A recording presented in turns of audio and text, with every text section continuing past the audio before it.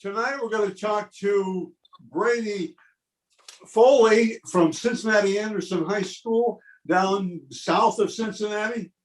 And it's like a little east. Okay. Southeast. But anyway, and I'm excited. He's a tight end and he is gathering offers. And maybe at the end of the show, we'll talk about that. Brady, tell me a little bit. You're a tight end, right?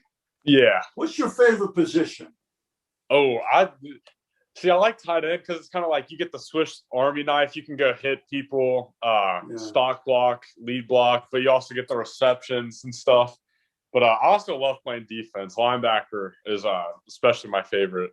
You're playing some linebacker. I didn't see much on the highlight film that I watched today at linebacker. I saw some defensive end. I saw a few, but you do a nice job at tight end. You know that you get off the ball pretty well, and you catch the ball pretty well, and then you run well afterwards. So you got to learn to block a little bit harder inside, but they're a little tougher. But you know, they move guys around so much now; it's so much different. So, you're thinking maybe you play a little outside linebacker then on the next level, huh? Maybe. I've had a few schools ask like if I'd care, and I don't obviously I don't care. A lot of schools want me for tight end, but also D end as well. Right. And just get the scholarship and get on campus, right? Yeah. They can play with you after that. Okay. What drives you, Brady? What makes you want to be? What drives you? Let's talk about it in general. I use it words to live by. What makes you go? What do you this is kind of gonna be cliche, but like always, like in school, it's like always do your best, right? But on the football field, I want to be the best. So even though I'm getting like all these offers or whatever, I feel like I'm not proven yet. Like I still got to prove myself, and I think it's a great thing to live by because I've never been never gotten too high or too low. It's just keep grinding it out. Well, if you can do that, that's really good. Now you're playing basketball too, right? You're playing basketball. Would you suggest if a young guy has a chance to play more than one sport, he should? Yeah. My lateral quickness by playing basketball throughout the last few years has helped football, like outside zone blocking and stuff and running routes. It's if you can do it, I'd get out and do it. Of course, like play as many sports as possible. Yeah. You got to find a way to keep conditioning and get stronger. Yeah. That's so important anymore. Although I tell college coaches that's their job. That's their job to make you stronger and bigger and stuff. Yeah. But you've done a good job. Now tell me, you would suggest playing two sports, okay? That keeps you busy. How is the classroom for you? That's good. So I'm taking a few APs. And that's keeping me busy too when I get home after practice and stuff. But in the classroom, it's better if you're driving and working, like striving hard in AP classes and maybe getting like B's than taking easy classes and writing it out and taking A's. Schools will love the guy that's pushing themselves instead of cruising through high school. Oh, I agree with you. I'm a retired school teacher. And, straight A's doesn't always indicate how intelligent you are. It helps, but it doesn't always. Well, let's talk a little more about you then. What do you do when nobody's watching you? You play two sports, pretty good grades. What do you do when nobody's watching you? For example, like a lot of times after basketball practice, I'll go out and get like an extra lift in because I always like to work because it's like I like playing video games every once in a while, but like I think like working out is probably one of my favorite things to do. That's really good. Good. Okay, as you look back now and you can talk about who has influenced you, who has been kind of a person or people that you kind of look up to and respect, and maybe they've influenced you. Who would those guys be? So there's a few. One is my middle school basketball coach, Stu Holt, and he's at Walnut right now. And he's probably one of the nicest people I've ever met. And he's coached me to be the best person on and off the court. And I think that's helped me a ton in life. It helps me see like the broader picture of life. And then Coach Dreyer has helps me out a ton. He's driven me to be the football player I am today. Like if you go and see like week 1 till the end of the year against LaSalle, it's a completely different player. Right, right. That's really good. And you want to be playing your best at the end anyway. So Yeah. and plus, you know, everybody's got more to learn and all that. It's just that you want to learn. That's the biggest thing. Yeah. You need to learn, but do you want to learn? Do you want to get to be the best or just be okay? Tell me, what would be something you would tell a freshman? Now, you've got a freshman this summer. What do you tell them when they have their head down, or maybe they have their head way up? What do you tell them? What advice do you give to them? You just got to keep working. Like you may have been the best player on 8th grade, but once you get to high school freshman year, it's all about playing underneath the Friday night lights. And even if you're a freshman dominated, you got to keep working because you never know if there's another underclassman behind you that's going to pass you if you get your head too high. So I think the main key is you just got to keep working, and you especially nowadays with some absolute athletes coming out like playing as freshmen and sophomores. Right. But then really other the other thing I'd say is definitely enjoy your time because you're only guaranteed 40 games. You're guaranteed 40 games. And what you do at that, you can make each season 15 games and go win state. And that's kind of, I think, how we're going to take the year this year. We have a lot of pieces. I think we can go and compete for the D2 state title. And that's take one game at a time.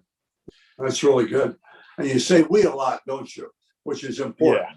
You're using the pronoun we instead of I or me or whatever. And I think that's really huge. Says something about you. Any role models out there? Any guys?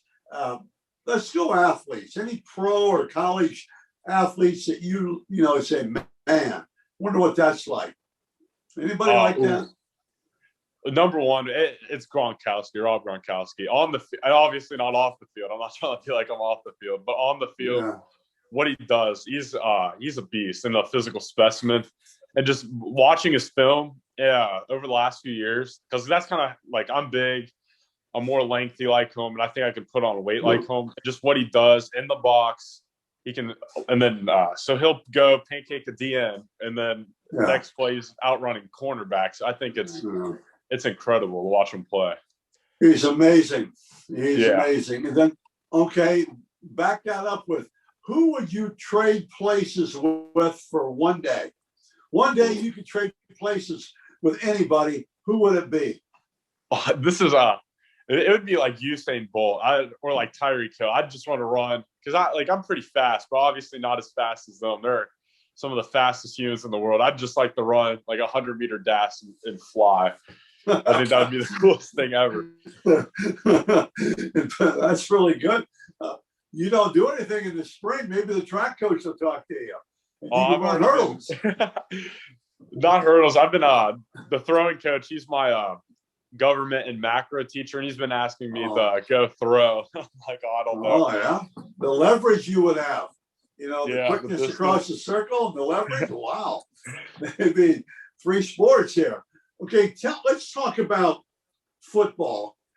What do you have to work on? What do you have to work on? Not necessarily a weakness, but what do you have to work on? As you look at yourself, what do you have to work on? Get better at. Obviously, speed and strength. I think I can improve immensely over the next few months going into the season, and I'm trying to put myself in a position to be dominant on both sides of the ball and make like every time I hit a kid, dang, I have to get back up and go against them again. And then technical wise, I got to work on footwork in the box and maybe more like better hand placement underneath. Maybe sometimes I get a little wide. Right. All right. Okay. What do you consider a strength then, Brody? What do you consider a strength? What's some of your strengths that you have? I think lead blocking I'm really well in between the tackles, like going up and hitting a linebacker. I think actually like after the catch, I think I'm great after the catch. I can make like a 5-yard gain and turn it into a 20-yard gain just because of my size. And once I make a guy miss, there's not a lot of guys that want to come tackle me, so they come in at a weird angle. I think just extending the play as a whole. Yeah. I would tell you it's one of the few things for your age and everything that I noticed. Here's one thing I would tell you: you carry guys with you, okay? Yeah. Guys hang, but you don't always pop the first guy. You just kind of Yeah. hit the first guy. Now that's not I mean, that's just the way it is. And you were talking about Gronkowski. No, he pops the first guy. Yeah. Now when you get there, I mean, and I think it takes a while. You just learn to explode. Yeah. Learn to explode on that guy. But that's one of the things but you do a lot of things right. And I would say that's one of the bit. You're long and it's good. And just to see that, if you always take that with you, just learn to pop it right away. I mean, Yeah. because you got a chance of getting off of it. Plus, you're going to drag guys. You really, I was impressed with that. And your ball catching skills are really good. I mean, they're going to, you got to get better, but I mean, they're good for what you are. Yeah. Okay. And, okay, let's see. What's the best thing about football? First off, I love playing like with all my teammates. Like those are the guys I grew up with, and it's special kind of like getting to that point and playing for your school. I think that's huge, and it really means something at Anderson too with the rich football history. Yeah. But also like I just love hitting kids. Like I know that's kind of like not the PC answer, but that's like it's the only sport where you can like take out like just straight anger on somebody and bully them over and over. Like, big lineman out of Pickerington Central, told me much the same thing. He says every once in a while he gets upset. Football is the only place where you can just knock the snot out of somebody and not get in trouble. Yeah. Was really that Kobe Asamoah? Yeah, do you know him? Yeah, I've talked to him a few times. He's a great dude. He's a good guy. He's a good cat. Now he's good. He's a good person. And I heard he's going to. When I talked to him earlier, but I think he might be going to what we're talking about, Rutgers. I think. Yeah, he officially committed. I think a few weeks ago. Okay. A couple more questions, and tell me. What would be and this is kind of a fun question. What would be a talent that you would like to have that you don't have? What kind of talent would you like to have? I mean, for me, I'd love to sit down at an organ and just hammer that thing, but I have no. Oh yeah. I'd probably I might have to agree. I think playing an instrument would be super cool. I've never gotten into it just because with sports, and that wasn't really a thing at my elementary school, or singing, because I can't sing or play an instrument. well, that would be a little guitar, play a little country music there. Yeah. Anderson South, you're down there in the southern Ohio, that kind of so to speak. Okay, let's talk recruiting a little bit. Let's first what would you're going through the process now. What are you learning from the process? What are you learning about it, recruiting? I'll make it easier for you, Brody. What would you tell a sophomore that's starting to get recruited at your place? He comes up and you're with offers and things like that. My bad. What would you tell them? First thing, I'm surprised by how your offer is based off of your physicality, because you can be so say you can be a tight end, you're 6'6", 220 as a junior, but you're not showing that you can block like the bigger guys. Yeah. That's like a big turnoff for a lot of colleges, and I think like that was always interesting through my mind because Zeke Correll, I don't know, he's at Notre Dame. I don't know if you know him. Yeah, like that dude. That dude was nasty, and that's like a main reason why he got like his Ohio State Notre Dame offer. But then like talking to my coach and stuff, it's physicality and what you can do, like your upside that a lot of colleges see. Because So if you're not physical, a lot of schools will kind of shy away from that. But then if you're another thing is like stats. Like you don't have to have the best stats in the world. Like I've had a little under 300-yard receiving year, and I'm getting a lot of offers. There's a lot of tight ends. So like Rob Gronkowski, for an example, he had like 8 catches in his junior year. I was getting a bunch of offers. Well, I'll tell you, I agree with you on both counts. This is my experience over about 30 years. One, stats don't mean that much to tight ends. You know, you need to show them catching the ball, but a good evaluator will see you can catch the ball.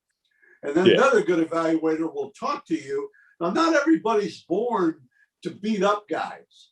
Okay, but like some tight ends and offensive linemen, they're smart and they're tough, but they're not mean. And I think sometimes we get caught up in that. And a lot of times the tough guys are the guys that are real short, real strong, because they had to do that. But you have the ideal size, and I'm glad that people are taking notice of that, because, you know, and I also think it's important to communicate and just know where you are. And you know, you can hit somebody, you know, Coach Hayes said, Woody Hayes, you can't tackle somebody with a smile on your face. I think you can.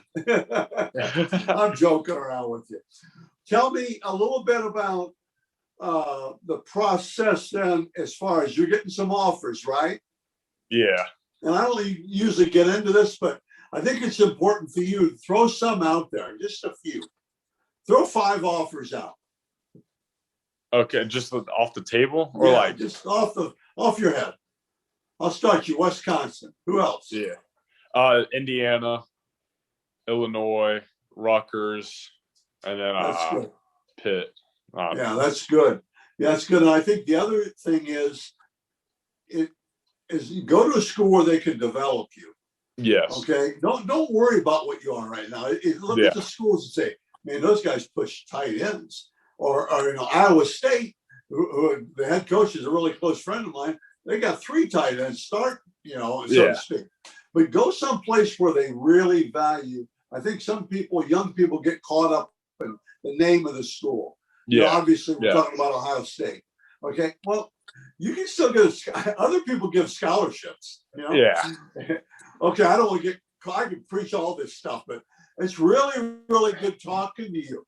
And I hope I haven't missed anything and got to know you, and appreciate it. Okay. Oh, no, thank you for having me. This is awesome. That's good.